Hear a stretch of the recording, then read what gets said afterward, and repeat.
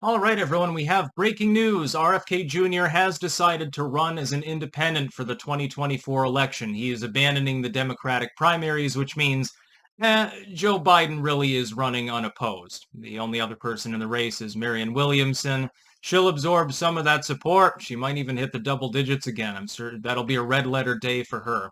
So it will be Trump versus Biden versus RFK Jr. versus Cornel West versus possibly some no-labeler, which could be Joe Manchin or anyone else under the sun, making the election 10 times messier than it otherwise would be.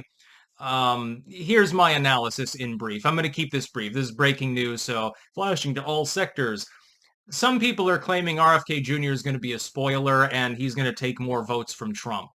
Democrats are worried that he's going to take more votes from Biden because he's a Democrat, he's a Kennedy, he's got a relatively liberal platform.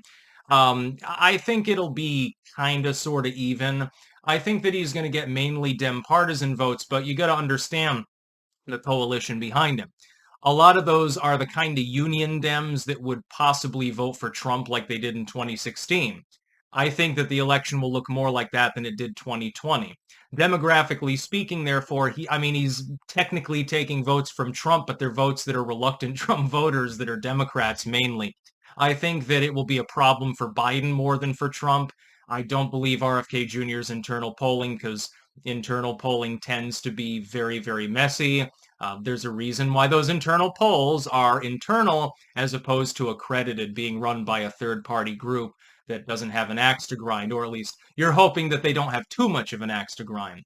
But yeah, this is important politically, not because it changes the fact that either Biden or Trump will be the next president. And my hope, of course, is that's Trump, but because you do have someone that has some degree of charisma, number one, and some degree of support, number two, who has thrown their hat in the ring.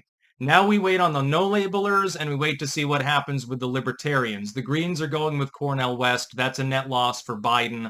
Not going to take a single vote from Trump. No-labelers probably going to go with the liberal side again. Joe Manchin would be near the top of the ticket for possible nominees for them. It's going to get messy. This is definitely the most exciting election that we've been through. Yes, this is actually more exciting right now than 2016, especially when you now have numerous scandals lining up with a massive foreign policy blunder for Joe Biden that I think is going to sap his support even further. I would be very, very surprised if he's even capable of weathering the storm without getting honestly very close to lame duck territory when he's still got quite a while there to be steward. That's about all. Peace out.